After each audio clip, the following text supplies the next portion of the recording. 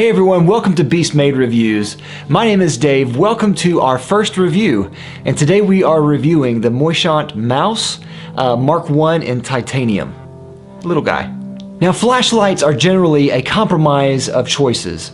You have to choose between which are important to you, whether it be size, brightness, battery, cost, and the function of the light, whether you twist it or it has a button, and other features as well.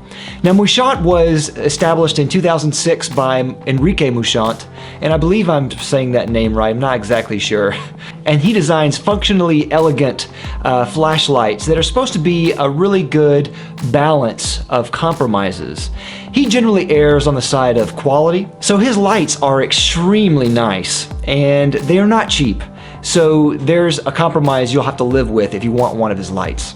But I will say they are fantastic lights. I have two of them, and today I'm going to review the Maus. So let's get started. Let's go straight to the specs. Now this light is really small. It's 2 inches or 53.25 millimeters long and half an inch or 14.5 millimeters in diameter. Now if you compare that to the size of a AA battery, you can see that this is very comparable in size, just slightly bigger than a AA battery. I'll also compare this to one of my favorite EDC lights, which is a 4.7's Mini MA. It runs on a AA battery.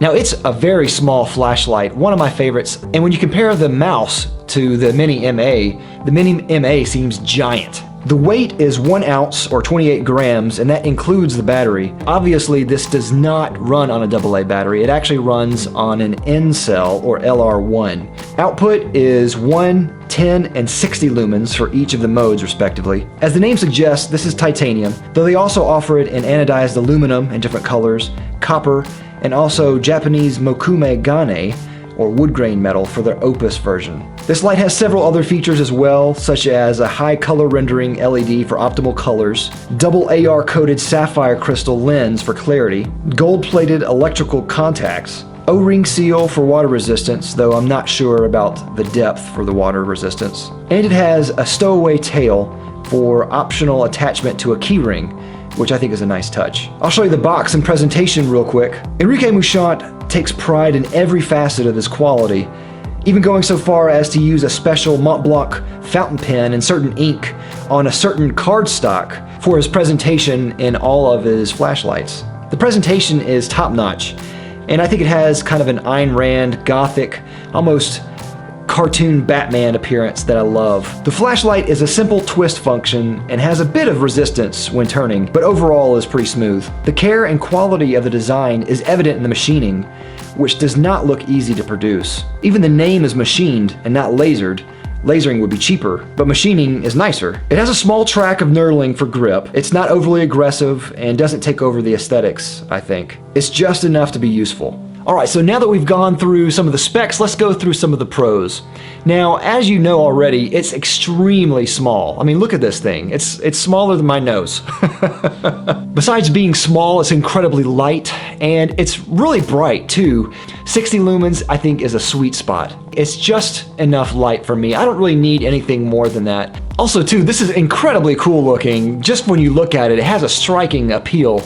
To me, the aesthetics look something like a mesh between NASA and H.R. Giger. Titanium is really cool. I love titanium. It's not something that you normally find on a flashlight. I love the option of having a key ring, and I also love how exclusive it is. Because it's more of a premium type of flashlight, this is not something that every person is going to have.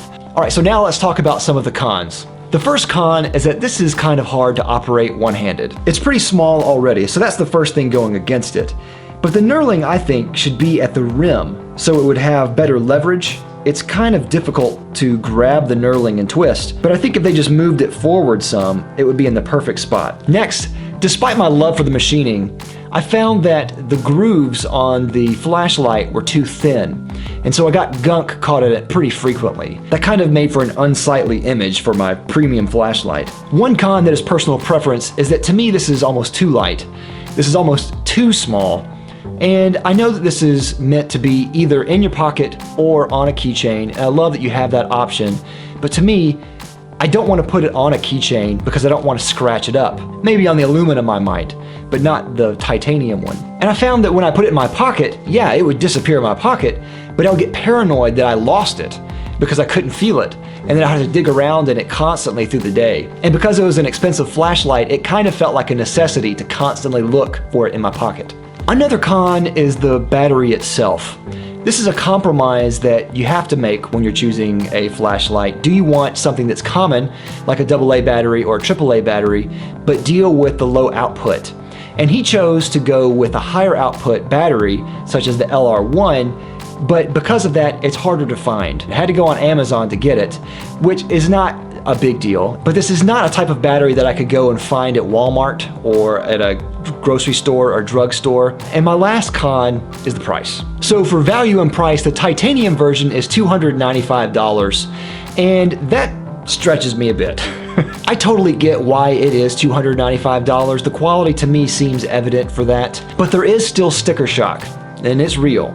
Now he has other models, such as the aluminum version, which is $175. Now $175 is still a lot of money for a little bitty flashlight, but I can still justify that because of the quality of the design. With titanium, it'll be a little harder. So in summary, I was really impressed by this flashlight.